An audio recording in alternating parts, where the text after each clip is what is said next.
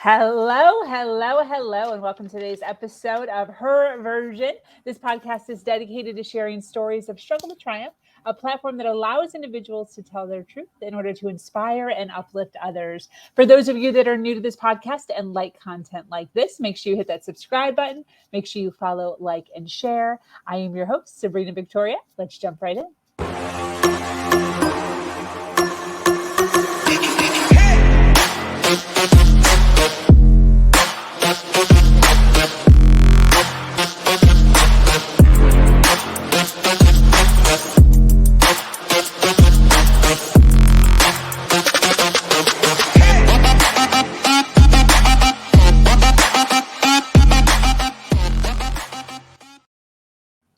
Thank you for joining us today for this episode of Her Version. The Her Version podcast is built on storytelling and the understanding that many times our greatest learning experiences come from listening to other people's stories. Today, I'm speaking with an amazing woman named Nelia. Is that how I pronounce that? Yes, Nelia is perfect. Yes. All right. Nelia lost her father in 2005 and at that moment made a promise to herself to live differently. Her intentions were pure as she dove headfirst into taking care of everything and everyone else while putting her needs dead last. Over the course of 12 years, Nelia ended up suffering with anxiety, depression, PTSD, loneliness, and overwhelm. She has come a long way since then and now leads a very different life. She is a 40 something Canadian girl, wife, mother, daughter, friend, and dreamer with grandiose ideas. She is the host of the Top 20 podcast called Giving Starts With You, the creator of the Ukulele Project, and the author of Giving My Heart Room to Breathe, a journey through grief, healing, and giving. Nelia now dedicates her life to helping others successfully execute their own unique passion projects because she believes that the number one way to heal ourselves is through helping others. So glad to have you here, girl. I'm so happy to see you again, Sabrina. How are you today? I am doing fantastic. I That's great. we had such a great time hanging out on your podcast. So I was so happy that you were willing to take some time out of your many things that you have going on in your world to hang out with me and share a little bit about yourself. Oh, thank you So so much thank for having you. me on. And Yeah. I loved your music in the trailer. I was like Oh, grooving to the trailer the whole time. Hi, I love it. everybody. I love it. I'm I love Nelia. it. I love it. Well, thank you so much. How has your week been? It's been busy, but it's been good because I love what I'm doing. So, Love yeah, it. I yeah. love it. Today, I actually I gained a day today. I thought it was Friday all day. And then it was Thursday. I had that problem at the beginning of the week. I kept thinking we were, yeah, Yeah, I don't know but it was cool because I was like, oh my gosh, I still have Friday. That's awesome. get Although all the stuff done. I'm constantly building my empire, so it's like does the weekends don't even matter. But like in the house, like my son's in school still and all that. So You're incredible. I don't know how you get everything done. You're so amazing. well, it's kind of like my expertise, my niche is time management and organization. So it's like Yeah. I have to, I have to. It's like even if I don't want to, I have to. But I love it. My parents raised me just to be. My dad was very like, if we arrived to go to like church, we called it the Kingdom Hall with our religion. But if we arrived on time, we were late. We like wouldn't go in literally we wouldn't if like it started at 9 and we pulled in the parking lot at 8:59 we would not go because by Wow. the time we walked in it would be 9 and he was not down with Too that. late. Yeah, so that's what Wow. I was raised with everything, so it's just in me. But anyways, I'm so happy to have you here. Thank I would you. love to kind of just start out by giving you the floor for a few minutes and hearing a little bit about your backstory and your journey and where you originated, and then kind of go from there. Is that cool? Yeah, absolutely. Absolutely. So, growing up, I always felt a little different. I felt a bit of a misfit, didn't really belong anywhere. And I didn't really know it was because I had anxiety and depression and all of these things until this big, huge thing happened in my life. My father passed away, and that's when I formally got diagnosed. But I always felt a little bit I don't know, different because I felt too much, or I used to be made fun of because I would always lead with my emotions. But now, as an adult, I celebrate my heart because now I believe it's the best part of me. But I didn't feel like that for a very long time. So it's funny, sometimes things happen to us in our life that make us feel broken. And sometimes we don't come back from that. And sometimes it takes a long time. And it took me a long time. So, many times I talk to people and it's fascinating to hear their story because of where they've been and where they are now. And most people that go through something like that, all they want to do is help other people, right? Through Yeah. their story. Yeah. So I agree with you. Storytelling is so important Yeah. 100%. for You sure. know, when you kind of started realizing that you had this depression or anxiety, PTSD, when did it kind of come to light that you were dealing with that? Yeah. So my father, like you had mentioned in my intro, he passed away at 59. And it was in 2005. And I was actually pregnant at the time. And I just, I couldn't deal. I couldn't deal with him being diagnosed. I couldn't deal with him.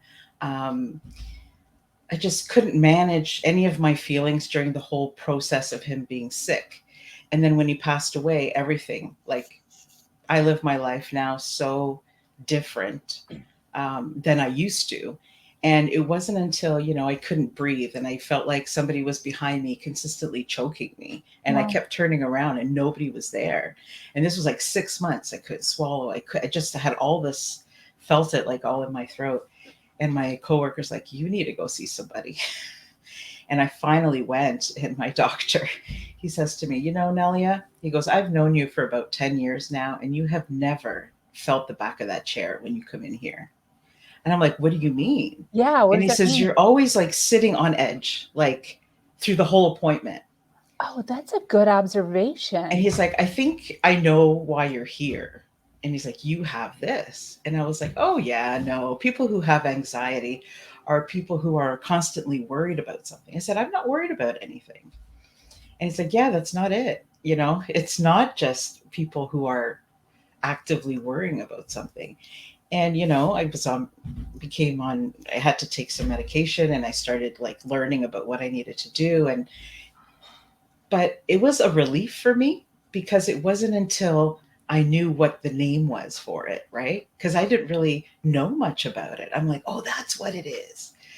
And I started to learn about myself and learn about things that I was really relieved. So next time I went to see my doctor, I sat in the back of the chair, right? He's like, you look a little more relaxed. Oh, I love it. But yeah, he nailed it. And all my friends knew it, my family knew it. I had no clue. So for Wow. me, it was so important that somebody said to me, hey, I think this is what you have. Now, I mean, so many people are talking about it, but I know. yeah, Yeah. which is great. I know. Yeah. I totally agree. That's one of the things I'm actually appreciate. I didn't know when I started this podcast that more people, I thought I was going to have to be pulling teeth. I was Mm, like, all like, hey, do you think maybe? And it's been great. The people that are, not everyone is willing, but yeah. there is people that are willing to talk about their story and even their medication openly, which is really cool. Mhm.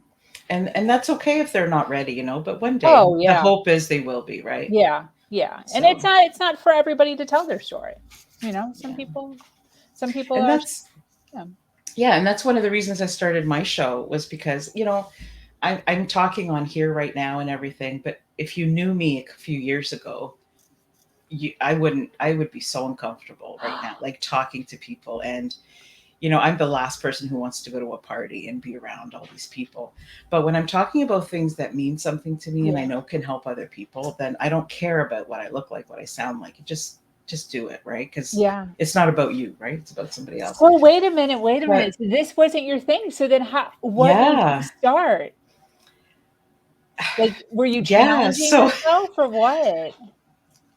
well, there were a lot of things I wanted to talk about, and I always felt that I wasn't allowed to. Yeah. And then I'm like, you know what? I don't know. It was part of my healing. Yeah, I had to force myself. But in doing the show, why a podcast, right? Sometimes people ask me, and it was a podcast that saved me. And I Wow. wish I could remember the name of it because it wasn't just one or two, but you know, when you're reading, like when you go to a bookstore and you pick up a self-help book, or even as a teenager, I used to do that. But I used to cover it with like paper so nobody could see. So I used to, be on the Toronto subway. I'm in Canada. And I used to cover it so people didn't see, oh, the crazy girl or whatever the title was, right? Yes, So it's yes. like, oh my God, you're going to think I'm broken. There's something wrong with me. There's no way I need people to see the cover. And Yeah. so it would just make people more interested. So they would kind of look over and I'd like shut the book. I was so self conscious. And so I used to listen to podcasts because I'm like, nobody can hear what I'm listening to. I just put Yes. my headphones in, whether I was like huddled in a corner crying my eyes out. I'm like, okay, I want to hear about more depressed people because it's true. When you're in that state, you don't want somebody to cheer you up sometimes. Sometimes you just want to hear that there's other people that feel like you. Yeah. So sometimes when I was feeling that way, I would just listen to something like that and it would just help me. And nobody needed to know. They thought I was listening to music or Yeah. I'm like, you know what? I want to do that. I want to be somebody's safe place with the podcast that they can just pop it in. I know that might sound silly, but for me, that was my journey, right? Yeah, I don't know. I And here love we are, it. I two years love later. it. 2 Yes. years later, and I've met so many incredible people and listened to Wow. so many incredible stories. Like, it's amazing. Yeah. Absolutely. Definitely, definitely.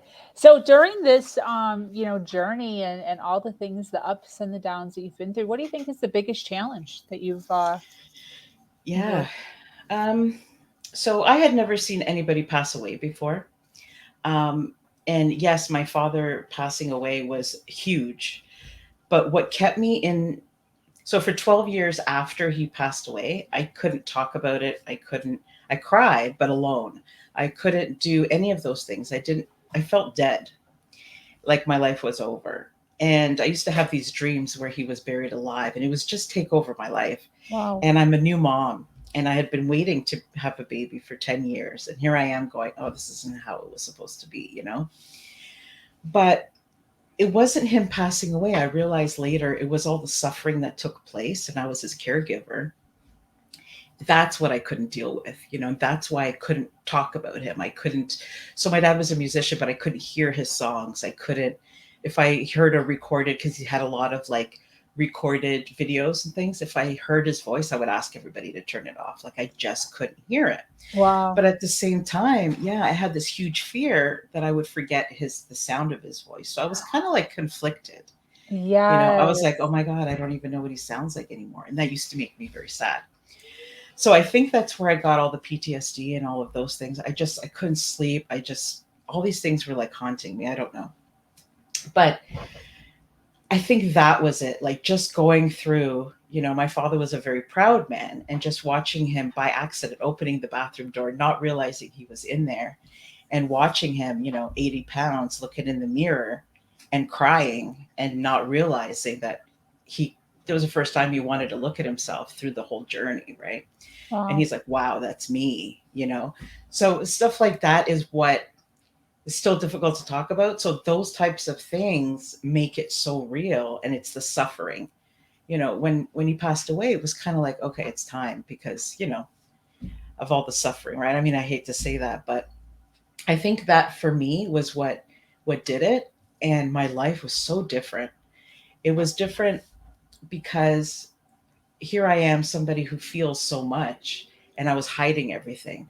So my husband, I'm so lucky. My husband is amazing. I've been married 27 years. He is like my best friend. Wow. I have a son who's 15, who's amazing, and I have a wonderful family and friends. But I hid from them how bad it was.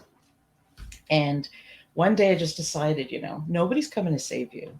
Like, you need to figure it out. And that's going to be the title of my next book. I'm just promising. I'm saying it here so I, finish that thing, right? I love it. I love it. But it's true. And yeah, I just didn't want to get up. I had no reason to do so many things. And when you're somebody who leads with your heart and then you feel that dead, um, yeah, I don't know. It was hard. It was hard, and that's why it took me a long time.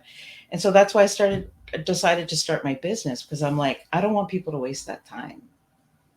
Yeah. Don't do what I did. Don't do any of the things that I did. This is what you should do. Because what a waste. But at the same time, I think, well, if I didn't go through all that, how would I be now? Right. And I'm a completely different person. It's such a double-edged sword, right? Yeah, it's tough, but we all have things, whether it's a death or a divorce or a relationship crisis or anything, a loss of job or health. Like there's something, sometimes more than one thing that we all go through that can literally break us. Yeah. And for me it took me that long, but did the work and here I am, right? Yeah, 100%. When did you fall into self-development? About 3 years ago. No Very kidding. fresh. No kidding. Yeah. What made you open up like the You know, whatever, the book, the podcast? What caught you? Yeah. So I was sitting there and I have this bird cage at home. It's this black bird cage. And I always felt, like I said, like a misfit, never belonged. And I always felt that I was trapped inside this thing and nobody could ever let me out. And it was because I didn't want to get better. Like I thought I did. But I'm going to be honest here, when I was feeling at my darkest, I was comfortable there. Oh, It was easy. I didn't have to do anything. I didn't have to um, do the work to get out of it. yeah. It was something I knew. It was something that was familiar to me. And I was just sitting there one day and I was thinking about my life and I realized I was playing with this bird cage and I realized that the bird cage actually unlocked from the inside and at the top. So there were not only were there more than one way to escape, but I could let myself out. I didn't have to wait for anybody. So when I stopped, because at first I was like, well, yeah, my husband's great, but man, he's not really helping me. Here are all my friends. They kind of can tell. Like, can nobody see how much suffering I'm going through? It was all about me. Yeah. And it wasn't until I'm like, well, how would they know? How would they know? That in itself is a realization. Yeah. Yeah. And I'm like, you know what? I have to do this. Like, so one things that I want to do is I want to end loneliness because through my whole journey, I always felt very alone despite having people around me. Um, but the first step has to be you wanting to do it. Yeah. And this is the same for any addiction, really, because I was addicted to being depressed in a way. Like that was hard for me to admit because who wants to say that out loud? But I think it was just easy. Why should I be happy when my father's gone? Why should, I used to catch myself laughing and I would be like, no, no, no, no, you're not allowed to do that. But it seems like such a lifetime ago, honestly. How uncomfortable was that to go from a constant state of mind of sort of depressed or sad or however you want to clarify that, to like switching? Was that uncomfortable? It was exciting. Really? It was exciting. You weren't Like scared at all? Like, I think I'd had enough. okay. I think it was kind of like, those commercials where you see, oh, take this when there were commercials, take this medication. And then the girl like draws the curtain open and the Yeah. sun comes in. That's Yeah. okay, maybe 50. I remember commercials. And so That's I was great. kind of like, you know what? It was a little bit like that. I'm not going to lie because I think Wow. I was ready, you Okay. know, but it wasn't like, okay, I'm going to be happy today. And then the rest of my life was happy. No. And my son was the one who actually helped me the most. What do you mean? So my son at 6 years old came to me and he said, Mom, and so 6 years old. So my father had been gone 7 years. So this is like still halfway through I'm not really communicating how I feel with anybody. And I'm just going to say that the reason why I was suppressing all those feelings was I thought I was protecting myself. If you don't talk about it, you won't feel the pain. Yeah. I wanted to help out my mom, my brother, make sure everybody else was okay. And then I would fall apart when I was on my own. But that's not what happens because at the end of all that, you're stuck with the grief, but you're also stuck with the anxiety elevated, all the other problems, right? Got it. So you have to deal with things. But so don't do that. If you're listening, don't do what I did. But so my son came to me and he says, Mom, he says, do homeless people ever get invited to birthday parties? And I said, well, honey, sadly, I don't think so. And, he never liked to sleep. So this was like 6-year old, 9 o'clock. I'm like, go to bed. And so, being close to Toronto is like -30. It's Christmas time. The snow's blowing. I just wanted to go to sleep. Yeah. So it's like, well, tomorrow let's get up and let's give the homeless people like a gift. Because here in Canada, I don't know if they do it in the States, but um, we call it loot bags. They're just little gift bags that guests will bring to the kids' birthday party. I mean, Oh, wow. the guests bring a gift, but the person whose birthday it is will respond with giving them like a little bag of Oh, candy okay. Yeah. Like a little gift. or, yeah, so we call it like loot bags here. Oh, wow. And so he's like, let's give them some loot bags. And I said, but there's no real party. He goes, that's okay. He goes, we'll just, I don't know, we'll do something. He goes, I'll wake you up in the morning. I'm like, okay. So my son, who never liked to sleep, but who slept in late, just never slept through the night, came to me in 6 o'clock in the morning. He's like, let's go. And here we have Walmart, right? So he's like, Mom, let's go to Walmart. And I look out the window and I'm like, oh my God, it's like the worst blizzard in the world. And my husband's like, what are you doing up so early? Because I love to sleep in on the weekends. And I'm like, oh, I said, Evan wants to go to, he's like, oh, he's still on that idea, huh? And I'm like, yeah. I said, I'm going to take him, right? So find a snowsuit, pop it on. Yeah. So we go, no idea what we're going to do. We're driving and I can barely see the road. And he's like, so Mom, he's like, what are we going to do? And I'm like, I don't know. You tell me. So we get to the store and he's like, I know, we're going to buy food. I'm like, okay, that's a good idea. He goes, what else do you think they would want? So we approached people in the Walmart, like in the stores, and said, hey, this is my son. He wants to give to the homeless today. Do you want to donate anything? And people looked at us like we were crazy. I went to the meat counter and I said, I want $100 worth of ham, turkey, and whatever. And I'm like, okay. And I didn't actually have a lot of money that day. And I was like, oh my God, what else do we need?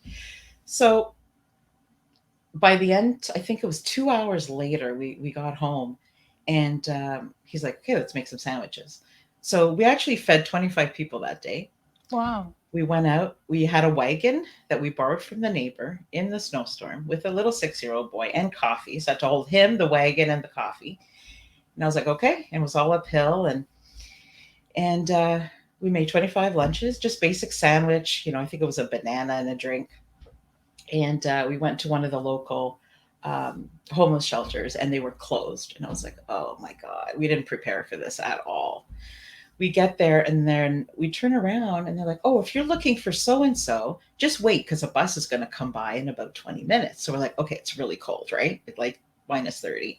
So I'm like, okay, Evan, do you want to wait in the car? He's like, no, I don't want to miss them. Bus comes up. All these people are in the bus and they're waiting for this place to open. And I mean, it's a school bus and it's filled with about 50 people and some kids. And we're like, hey, we've got some food here. We've got some coffees that were donated from one of the local coffee shops. And we went in and everybody's like, yeah, I'll take one for my friend, but not for me. Or I'll take one for my son. And he saw kids that were his age on the bus. Yeah. So sad. Yeah. So some of them would take a coffee and share with somebody else because we didn't really have a lot. Like we only had 20, we didn't have enough for everybody. Yeah. People came up to him and started hugging him. The bus was clapping, and I'm like, yeah, no, it's all his idea. Anyway, so he's 15 now. Every year since we do this project. Wow. Yeah, he runs it now. It's called Evan's Loot Bags for the Homeless. And now it's 50 lunches, 50 gift bags, 50 blankets, 50 gift cards for food. And we have about 30 kids that come out and help us and their parents. So Wow. it's this amazing thing. But he taught me. And so here I am halfway through my journey and I'm like, oh my God, this feels good. And I was at one of my darkest places. And I'm like, I think it's because I've taken the attention off of me. And here I am helping other people. And I just, at first I was like, oh, because when you're depressed, you don't have energy. Yeah. You can't see beyond what you see, Yeah. Yeah. And I was like, okay. And then I'm looking at the weather and I just want to be in bed. You know what I mean? To be honest with you, like I'm all about honesty. And I got in the car, we finished giving out everything. And I got in the car and I said to him, so what do you think? He goes, I'm not scared of people anymore. And I said, what do you mean? He goes, well, they're a little bit dirty, but they're just like us. And I'm like, absolutely. So he's like, can we do it again tomorrow? I'm like, well, wait. Let's plan this thing and let's try again in a little bit. Right. So, yeah, we planned it out. And the best part of it is he had children in his school. So he must have been in grade one. So he had children in his school make handmade cards and messages in different, like older grades. So we would attach, these beautiful handmade cards by the children, and the children loved doing them. So more people got involved, right? But it was my son who taught me about giving. And now that's what I do. That's what my whole business is about, because Wow. music and giving is, for me, now I know because of my experience, it is the number one way to heal everything that's wrong with you, for me. Wow. And it may not be that for everybody, but I've been to therapy, I've been to grief counseling, I've had friends and family around me, and it wasn't until I did that, and I always get emotional about it. It wasn't until I did that and my life wasn't about me anymore, it was about other people, that it Yeah. changed completely. Wow. Look at Completely. that. Completely. And I feel that that's the answer. And you don't have to give with money. Yeah. You just give your time. You Yeah. don't, a lot of people, they use I use it, I say they use the reason. It's not an excuse, but it's a reason. I don't have enough to give. I don't even have enough for me. But it's not about, and I would say that I think besides the lunches and all of the stuff that we've given out through the years, it's the communication. I had one gentleman come to me and say, "Thank you for not walking around us Oh, wow. and just talking to us, or giving them a deck of cards so they have something to do with their time." Yeah. Like, it was more just, "Hey, how are you?" And you make relationships with these people. Wow. Yeah. Fantastic. So just, So, giving back, mm, communication. Are there any other steps that you use now when you're feeling that anxiety or depression or anything kind of coming on? Or for clients, what do you recommend as far as steps go on pulling yourself out of those state of minds? yeah. So for me, so I don't, in my business, I don't really help people deal with their anxiety, Mhm. because I do feel like there is I can speak on my experience, Yeah. but I can't really, I don't want, it's a fine line, between therapy and what I do. Yeah, of But course. don't hide away from it. It's okay. Don't be ashamed. Because I think a lot of people get stuck because they're embarrassed, and why can't I deal with stuff as much, as well as somebody else? Um, if you're new to the anxiety thing, just know you're not dying. For a long time, I felt like, oh my God, I'm going to die. There's something wrong with me. Like my heart, I can't Wow. breathe. Like somebody's choking. Like, this isn't normal. Am I having a stroke? Like, you just don't know when you're new to it. If you're further along and you know that, yeah, this is anxiety and you know what it is, you tend to relax a little bit more about it. It still feels horrible. I'm not going to lie. Yeah. But it's like the panic isn't there, right? So just, you're not broken because you have anxiety, like especially now with so many people with COVID and everything. Not COVID, but with the pandemic. I don't know of anybody who's not feeling a little Yeah. Fearful. Yeah. not normal, Yeah. But Definitely. yeah, but try not to shut yourself out from the people that love you. I did that and it was really bad. So don't do that. I can tell you what not to do. Yeah. What about for those that don't really have, like my situation, for instance, my entire community shut me out when I was pregnant. What would you suggest for people that maybe don't feel like they have a Yeah. close family or a close community? What should they be doing? So for me, even though I had all those things, I did feel alone. I Yeah. felt like I didn't have anybody, but yet I did. Mhm. So unfortunately, I have, the only thing I can say is that when I did feel the loneliest, I did reach out to some groups in the area because I didn't want people that I knew to know. So Yeah. I was still hiding it from all the people who knew who I was, because I was ashamed. And so I remember feeling terrified. I'm like, I'm not going to go speak at this group. Like, are they all going to be crazy? Like, are they all going to be talking about all these weird things and I'm going to be sitting in the corner? But from the minute I walked in, it was terrifying. I was sweating, I was nervous. But the minute I walked in, sat down and everybody looked just as nervous as me. Nobody wanted to talk. And I'm like, oh my God, these are my people. Wow. I was like, oh my God. And I'm looking at her, and one lady waved to me, and I'm like, yeah, hi. It was just, um, I don't know. I can tell you by the second week, it was like, oh my God, these are like my best friends. These people get it, and I don't Wow. have to hide anymore. So sometimes, even when you have people around you, it's strangers that help you the most because they don't have a preconceived notion of who you are, Totally. Yeah. So although I Totally. don't know what it's like to be in your shoes, Sabrina, that's the closest answer I think I could give you because Yeah. um, that's what I know, right? So yeah, Definitely. it's crazy. And I do agree with that. I think sometimes our closest friends and our closest family,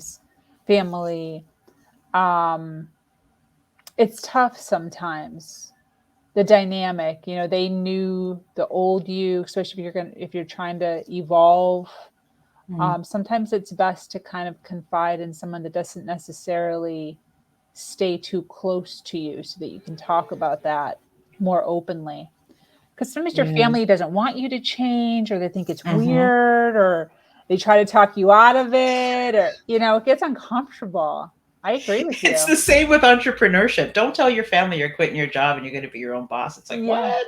You Yeah. can't tell people certain things, right? Yeah. Yeah. But even with my brother, or if you have siblings, you grow up learning the same things, learning the same limiting beliefs, learning all the Yeah. same things that if you open up to them, it's like they don't get it. They Yeah. love you, Yeah. but they don't get it. And so it's not helpful, really. Yeah. That's Find so people that funny. find people that feel like you feel, Yeah. whether they're ahead of the journey and they can help you, or somebody can go through it with you, Exactly. right? Because that's why loneliness is such a big thing for me. Um, life is hard enough Yeah.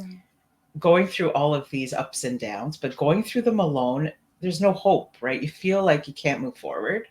You get so stuck. And I don't want people to feel like that because there's so many lonely people, like just let's hang out together.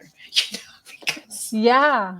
because there's Yeah. so many of us. Yeah. And let's just, let's make a group because I don't know. I just picture all these houses with all these people living alone and or living with people who they don't really talk to. You know what I mean? There's a lot of Yeah. husbands and wives that are more like roommates and don't talk to each other.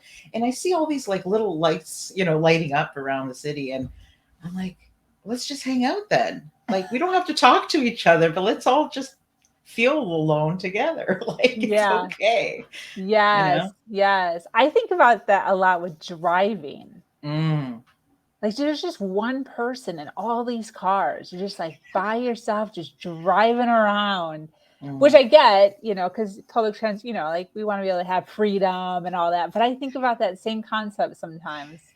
Yeah, Like we're all it's just by amazing. ourselves, just traveling and Oh, I love traveling. listening to our own podcast, Yeah. you know. So Yeah. interesting to me. Oh, What's the for number sure. one what do you think's the number one lesson you've learned from your life? Hmm. Number one lesson is so I've done a lot of things in the last 3 years that I'm proud of. And, well, I used to think, oh my God, don't ever say that.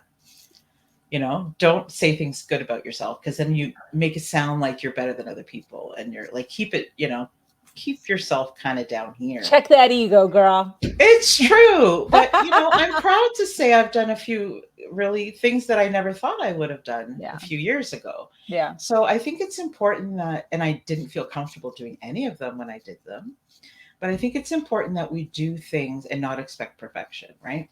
Do things when you're scared, do things when you don't think you can, because when you actually realize that you did it, it's like you feel so good, Yeah. and then you do it again and then you do it again. I was terrified to start my podcast. Oh my God. And if you listen to the first few episodes, I didn't know what I was doing. Like I still probably I'm still learning, right? I And then love I'm it.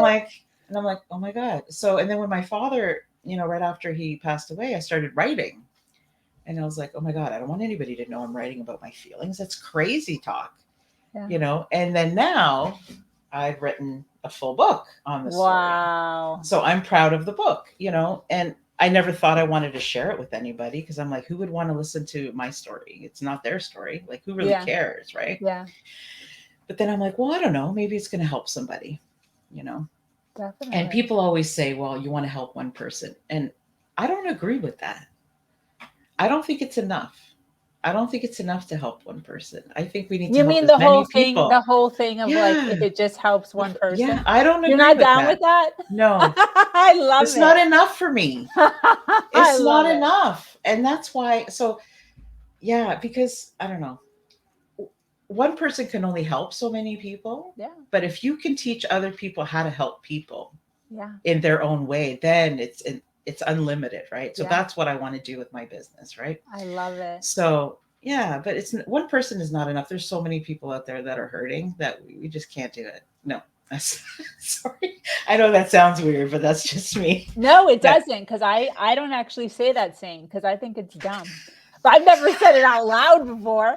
But but I totally agree with you. yeah, see, I used to censor what I say, and I don't anymore because I'm like, you I know love what? What it. if it is wrong? Who's to say that what I think is wrong? It's okay. I It's think a, it's you know, brilliant. if I keep it inside, it's just going to make me sick. So I'm just going to say everything how I feel and be truthful. And you may or may not Definitely. like it, but that's okay because I'm the one who has to live with myself at the end of the day. You know what I mean? Yeah, totally. Yeah. So yeah, so What's your that's thought why. process? Yeah, What's your thought process on limiting beliefs? we all have them. I think we're taught to have them from a young age. What do you I think think was like your most debilitating limiting belief you've had in your life? so. I'm from an immigrant family, and they don't have a say as much as boys do. Oh, That's okay. how I felt. If the house needed to be painted, I was the creative one. My brother was not, but yet I couldn't paint. My brother had to paint. Um, Not for any reason as just they just didn't know that was just the way it was. Got Not it. because of anything negative. It was just the way they were taught, Yeah. Yeah. which was interesting because my dad did all the cooking and all the, all the laundry and all that. So even though they were kind of like old fashioned in certain things, not in others, I never really understood it. But, nice girls finish last. If you want to get Yes. ahead, you have to kind of step on people. I never liked that. Yeah. Um, I was always taught to take care of other people. My family's a very giving family. My mom, my dad, my cousins, my aunts and uncles. Um, but the downside to that is you don't know how to take care of yourself. So that's why I call the podcast Giving Starts With You, because I think a lot of us um, don't think of us first. Because I'm a mom, I have a full time job. I also run a full time business on top of that. I work like Yeah. 80 hours a week because I love what I do. I don't have to, it's my choice. Um, but you have to have, I think the reason why I had such a hard time with taking care of myself first was because I didn't feel I deserved it. I'm like, no, there's other people who need me more than, like, what am I going to do for myself? I didn't get it. Like, Yeah. when you go on the plane and all those people are saying, oh, you got to put the oxygen. I'm like, that's so dumb. Like, I never understood it until I got it. Got it. Until I was in those 12 years and I was like, oh my God, I'm taking care of my mom, making sure she's okay every day. I live an hour away. I'm making sure my Wow. brother's okay every day.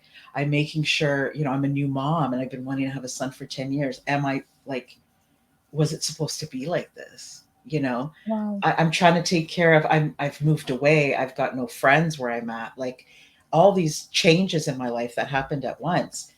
And I'm like, I don't have time for me. What are you talking about? I couldn't even put my son down for 5 minutes. He would just cry. Right? He's one of those babies. So I'd be like having him here and then cooking the pasta with the long, spaghetti every day. I'm sorry, but that's all I can manage. You know what I Yeah. mean? Yeah. Yeah. But now I know different because I was so depleted.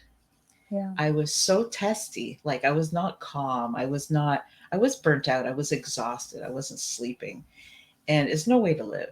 You're Yeah. not giving, if you don't help yourself, you're not giving anything to anybody Yeah. around you at all. And I think it's really detrimental to your health, to who you are. And I want people to know that, right? I want people to know that. Um, and when I talk about self care, Sabrina, it's not about having the bubble bath and going for the massage, which I think are great things. Don't get Yeah. me wrong. Yeah. But it's more about toxic. Stop the toxic people in your life. Yeah. Um, Priorities. People say, "Oh, I don't have time to do that." We choose what we spend our time on. Yeah. If you want to do something for 4 hours that kind of like, okay, you watch TV or whatever, it's fine. I like to watch TV too. But don't tell me you don't have time, to sit quietly with yourself and color or do something that you enjoy, dance, whatever it is, jump up Yeah. or down, go for a drive by yourself, whatever it is. Don't tell me you don't have time when you look at actual hours in a day. Like if you write it out, what you did the last 7 days, it's like, oh my God, I had 20 hours in there where I could have taken 1 hour. Yeah. So I think we have to stop saying things literally and actually like testing that theory. Like, what do you mean? you know and if you're not feeling worthy enough to that was my thing. I didn't feel like I really deserved that time. So if you can't think of anything good about yourself, ask somebody else to write down about 20 or 30 things that they like about you, or that they see Yes, or that I they did see you that. yes, or that It they see you doing Yeah. that you wouldn't see yourself. you know Yes. and by the fifth thing you're like, oh my God, you're starting to blush, but by the 10th you're like, hey, I'm a pretty cool human being. Yes, yes, I love that. I actually totally forgot about that. I did it probably 5 years ago. I don't know why I did it. I don't think someone told me to. Maybe I read it in a book. Mm, But, I messaged probably 30 people wow. on Facebook I did only, it and just with one. Good for and you. and I did, what I did a little different. I said, "What are the first 3 words that Mm, come to your mind when you think of me?" That's it. wow. And I just cut and pasted it on, like, the 20 you know how, like, everyone Yeah. has, like, at least 20 people that, like, sees your stuff, Hmm. you know? Um, and I still have the responses. I Wow. cut them, and I Mm. have them in a file somewhere. But they were so inspirational. I should do that again. Yes. Yeah, three They top were words. so inspirational and, like, great advice. I totally forgot about that. Wait, why did you Yeah. do that? Well, I was feeling kind of like, well, people were like, well, why don't you take time out for yourself? You're just always like doing stuff for everybody else. And I was like, Yeah. I didn't say it out loud, but I knew it was because I didn't feel like I deserved it. And so I was like, well, maybe I'll ask my best friend. Why am I her best friend? Like, what does she see that I don't see? Like, I was Yeah. getting really down on myself. And yeah, she wrote me like 20, 30 things. And I was kind of like, yeah, yeah, yeah. And then I got halfway through the list and I'm like, yeah, I start to feel better. Right. Yes. But because we don't see things, I don't know. We only see the negative things people see in us. Yeah. You know what I mean? Like Yeah. if we think somebody thinks negatively of us, it becomes this huge thing. But if somebody compliments us, we all have a hard time. Yeah, why is that? I don't know. We need to learn to receive. I interviewed a couple people on my show about that, and they were brilliant. I don't remember what they said right now, but they were brilliant. So listen to them. They're the experts when it comes to that. But, Oh, that's and great. yeah, I don't know. I just, so we did. Can I tell you about the ukulele project? Yes, yes. Okay, so music. So my family's very musical, and my dad was he was a carpenter, but he was a professional musician as well. And my son is a professional musician, and so I'm not very good at it, but I enjoy it because it's the one of the very few things that lets me express how I feel. So here I am closed up, right, for all this time, and now you can't get me to stop talking. Now you can't get me to stop like dancing and singing and doing all these things and writing. I love to write music. And before COVID hit, we didn't even know what was going on. We decided, you know what, we're gonna go to Guatemala. We're gonna start the ukulele project. So it was weird because I always wanted to go to like a third world country, right? But I was Okay. always afraid. I'm like, what am I going to see there? Am I going to be able to deal with it okay? And is it going to be safe? All these things. And so I worked for a few physicians, and we were being introduced to a new physician in the office. And she comes in, she tells us her name, and she says, "Oh, sorry guys, you'll have to reschedule my patients. I'm actually not starting for a few more weeks because she was supposed to start." And I said, "Oh, great. Now we've got to move all these people, right?" And I'm like, "Oh, okay. What do you do?" And she's like, "Well, I'm going to Guatemala." And I said, "Oh, good reason, right?" I'm like, "Really?" So she told me all about her trips, and she was going since she was 15 with her family, and now she takes her young kids with her.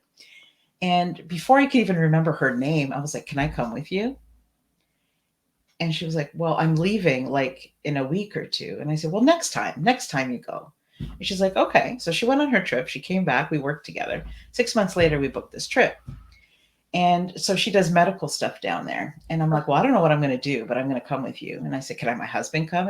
So we didn't really know. We just wanted to check it out and no big deal. So we booked our tickets, and then a volcano blew up where we were supposed to go. So we can't go. The Like at medical all? You can't go at all? No, Or to because that everybody spot? was gone. Everybody evacuated, and then the medical building where she had gone all of these years lost their funding. There was nothing for her to do down there. Like, she's like, Wow. "There's no reason for me to go right now until they build this back up." So we canceled, and I was devastated. And for a year, all I could think of was, "I need to go to Guatemala." I'm like, "I don't know what I'm gonna do there. I don't know why I wanna go there." Something was pulling me. And Wow. so I talked to my family, and my son always says, "Oh, mom, you got the craziest ideas, right?" And I'm like, "Well," he goes, "but this one came true," he says, right? Because I interviewed him about his experience as a 13-year-old I on saw his that. first trip. Yeah, I think I saw Yeah, that. so it's crazy. But anyway, so I went to my boss and I said, "You know what?" I said, "We're going to start a music program." I said, "Music is so dear to me, my father." It was a way to kind of respect him and my whole family. My husband plays, my son plays. So I said, "I'm not sure what it looks like yet, but we're going to figure it out." And she's like, "Okay, can I come?" And I'm like, "Yeah, you want to come with me this time?" And she's like, "Yeah." I'm like, "Absolutely." So she's like, "Okay." So like 4 months later, we were there. We bought our tickets. So what we ended up doing was I asked friends and coworkers and for donations. We brought down instruments. We connected with some of the people that she knew down there, and we ended up going to visit 3 preschools, and we're teaching them some music. We left the instruments there. We played for them. We sang for them. All the kids would run up and hug. It was amazing. They didn't even know why we were there, and they would just like run up the stairs and just. And Wow. that was the only instrument we didn't know how to play. So we learned in those 4 months that we were getting ready for our trip. We Wow. learned that. We learned Spanish because we didn't know Spanish either. And we wrote a song. So we wrote a song in Spanish. Google translates the best. Okay. So we did that. Oh my And god. so amazing. And from there, so many amazing things have come out of that one trip, Wow. and I think I know that everybody has their own gifts, but they don't know what they are sometimes. Mhm. Or sometimes you're naturally good at something, but you hate it.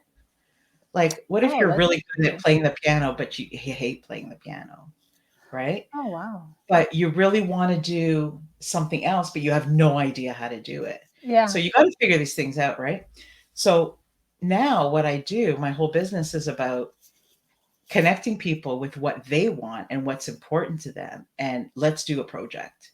Let me teach you how to go, how to connect with the right people, how to fundraise, how to do all these things, because I can't help as many people as all these other people can help together, right? Got it. Oh, I You know love what I that. Yeah. Yeah, so it's like, let's figure it out. Like, maybe you're a person who likes to give, or maybe you're kind of like have been through this huge thing in your life and you're kind of feeling like I did, and you need a reason to get up in the morning. Or maybe you're working a 9 to 5 and you're like feel dead because every day looks the same. Let's do this. And it doesn't cost a lot of money. Sorry. It's okay. I want people to know that you don't have to have money to do this. You don't have to have a lot of time, because I work full time and I work, and it doesn't, you don't, a lot of people think if they want to volunteer in other countries and things like that, they have to spend $3,000, 4,000, go and join a volunteer group. Those groups are amazing, but Yeah. they cost a lot of money. Like, I never could afford to do that. That's why I haven't gone sooner. And I'm like, Wow. create your own thing. Figure out what you want to do, and let's do it. Let's get that day one and let's go on this trip, right? Wow. So it's amazing because, I've got 10 guests who are going to come with me the next time I go. They're like, can I come? Can I join? I'm like, yeah. And they're all going to bring their own gifts, like their own Yeah. talents, their own Yeah. Yeah. stuff. Right. And that's what I think is amazing because, you know, I can't help people with money because I'm not a millionaire. I can't help people um, with the medical because I'm not a doctor. But I could help these kids with hope. When you're in poverty like that Yeah. and you're working, these children, some of them, they're in grade 6, but they're 15 years old. Just to give you an idea. Wow. Yeah. Not because they're not smart, but because they don't get the chance to go to school every year. Got it. So they work in the fields for like 6, 7 hours a day, and then they go to school. Who has time to hope? They don't have time to have dreams. They don't, you Yeah. know. Trying to And survive. yeah, and I mean, it was only ukuleles, but at the same time, it wasn't. When we went, I was like, oh, I wish we could do so much more. But then people are telling me, but no, it was a lot because they're like, hey, you know, they see what's possible. People Yeah. come from other countries, whatever it is that you're doing. So even if you think what you have to offer is small, it makes such an impact. Like so many things have come out of that one thing. And so I want everybody to know that. And for me, it may not be the same for everybody, but for me, that has what has helped me with my mental health ever since. I don't feel anxious like I did before. Very rarely do I feel depressed. I'm still on medication, but I feel like there's a purpose. When my dad took his last breath, it was very um, eye opening for me. We were all there. He died at home, and I don't know. I say this all the time, and people are kind of like, "What do you mean?" But it's just how I feel. Like so, when you go through life and it's up and down, right? There's like roller coasters. But when he that in that moment for me, my experience, it was like, that's it. Like I looked at my mom and I was like, it's over. Like he took his last breath and I'm like, that's it. That's what death looks like. Like it was so anticlimactic compared to life. It was like you're here and then you're done. Wow. And she's like, yeah, because I had never seen anybody die in front of me. And she's like, yeah. And I'm like, so what happens now? Like it was just like his whole life is just finished. And I promised myself that day that I wouldn't live the way that I was living, that I Yeah. wanted more for myself. And the way I thought about things, petty arguments with family members, all of those things stopped. But even though I had that intention, I still couldn't do it. I was still stuck for 12 years. It wasn't until I started giving and with my son and all of these things that I was like, I remember this promise that I made. I remember what it felt like that day. And I meant everything that I said and that I Yeah. felt, right? And so here I am today. But I just want people to know that no matter what pain you're feeling, you're not in it by yourself. Your story is completely different than somebody else's, but it doesn't mean the emotion isn't similar, Yeah. you know? And like even with your story, Sabrina, like nobody has the exact same story, Yeah. but I'm sure people have felt similar things than what you felt in their own way, in their own story. Because you can't measure pain, you can't measure emotions, right? I know. Everybody Yeah. just can't. Yeah. You can't. But I know that for me and a lot of the people that I'm helping, um, nobody loses because it's like if if I'm feeling like I'm worth something and then I do something for somebody, they're also feeling exactly what I'm feeling. Like if it wasn't for me doing something, I wouldn't feel hope and I'm not giving hope. You know what I mean? I'm not Exactly. feeling like the sense of belonging for like we're so down on ourselves sometimes about I'm just so like I'm not a light person. I'm pretty heavy. I could be like, oh, I'm fat today again. Like I woke up and I'm still fat, right? Yeah. Or I could be like, hey, I'm okay the way I am. I'm happy, I'm Yeah. healthy. And then as you're doing something for somebody else, depending on what you're passionate about, because we all have different interests, Yeah. you're also giving that same advice. If you believe it, it's easy to give it, right? Absolutely. So, yeah, and I don't tell people what they should be doing. I just help them figure it out because to me, if it's unique to you, like if you enjoy it, it's not just like volunteer work, right? So if you enjoy it, you're going to do it again. Like, so my 100%. son, yeah, Yeah. like my son's in grade 10 and he has to have like 40 in Canada. You have to have like 40 hours of volunteer work, right? Yeah. So he was like, went for a week to do the soccer thing. He was out in the sun. He's like, yeah, I like the kids, but man, it was hot. I'm like, do you want to do it again? He's like, no. Yeah. But yet here he is doing the ukulele project because he likes it, not the homeless drive, because Yeah. he never says no, because he's found something he enjoys, There you go. but he doesn't want to do the volunteer thing again. So I think it's important because you learn it once and then you can do it as many times. Like you can repeat the process on your own. And do you know how many people then that you could help? Like groups and groups and groups, right? Definitely. So I just don't want people to feel that bad. Like, once Yeah. you, yeah. Yeah. No, I totally Sorry, get I it. talk a lot. And everything that's fine. Everything you're doing totally makes sense. And I can see how um, taking the focus off yourself for a bit and putting it on somebody else and what they're going through can really shift your mindset for sure. Yeah. And Yeah. our stories do affect other people, Yeah. and yeah, we're sort of like, I think it's our responsibility to take care of ourselves because we owe, we're here for a reason Yeah. and we owe the best part of ourselves to other people. Like nobody knows how to live exactly right. Yeah. Nobody knows what they're It's all doing an really, experiment. That's what I always say. but I what say that to my son all the time. I'm like, I don't know if this is what I'm supposed to be doing, but we're doing it. So yeah, and if it doesn't work, try something else. Like, yeah, yeah. but when you find something that works for you, you're like, well, if it works for me, it can work for other people. So let's Yeah. help each other out. Yeah. Yeah, I Yeah. joke with him all the time because the way that I'm parenting him is totally different than the way my parents parented me. But I tell him that. I'm like, I don't know if this is how I'm supposed to be doing it, but we're just trying it out. I'm like, we'll find out if it worked by the time you're 30. If you're still alive and you haven't done Oh, anything stupid, then I guess it worked. I can write my book when you're 30. yeah, exactly, So exactly. I was totally honest. I'm like, I have no idea.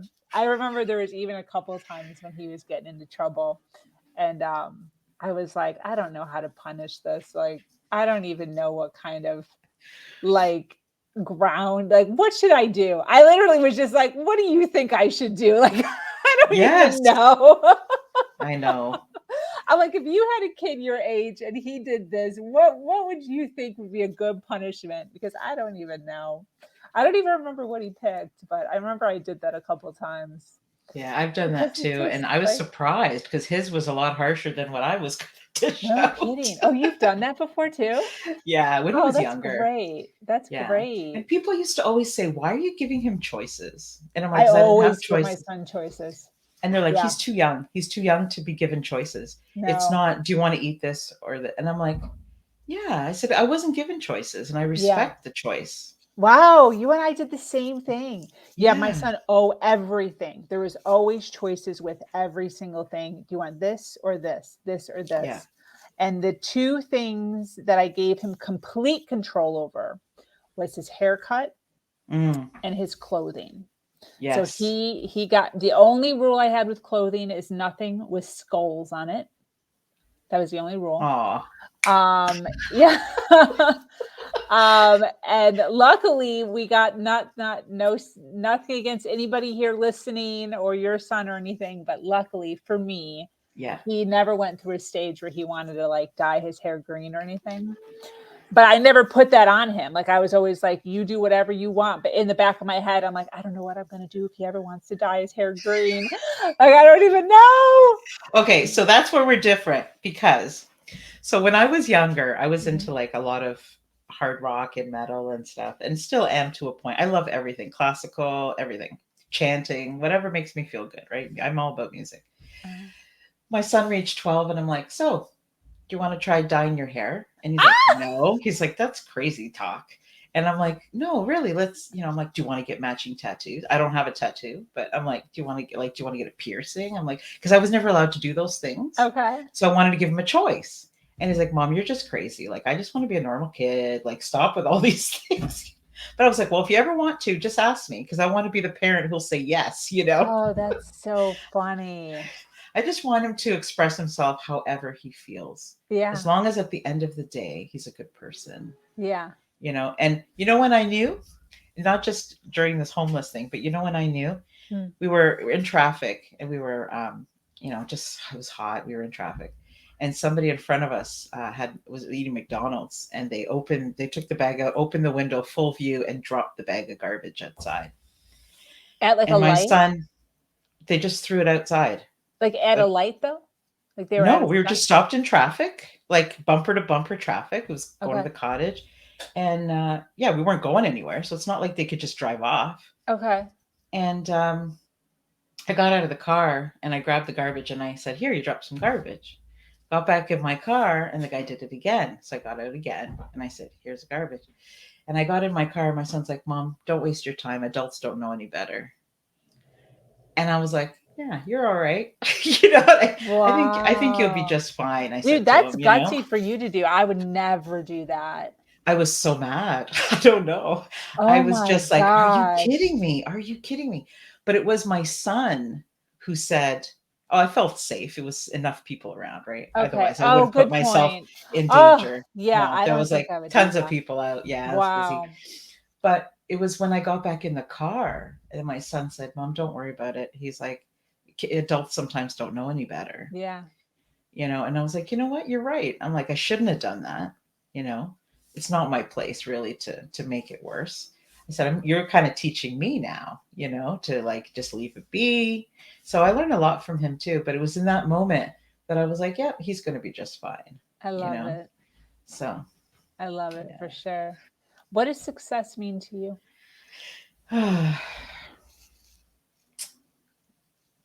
um being okay with doing it wrong.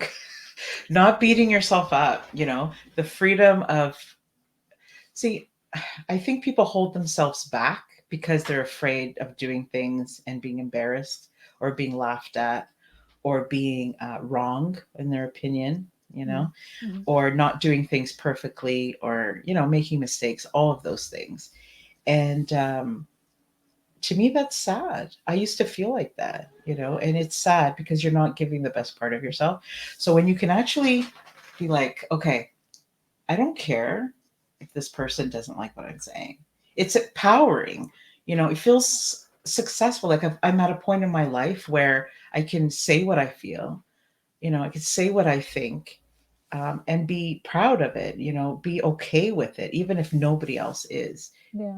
We're so different. Life would be so boring if we were all the same. Oh my God. Yes. you know, It'd be Yes. terrible. It'd be like the, I totally Stepford agree. wives walking around like, Yeah. yeah. So I think that's what I'm most proud of for me, because I was not like that. And I had a very hard time until I learned those things. So Definitely.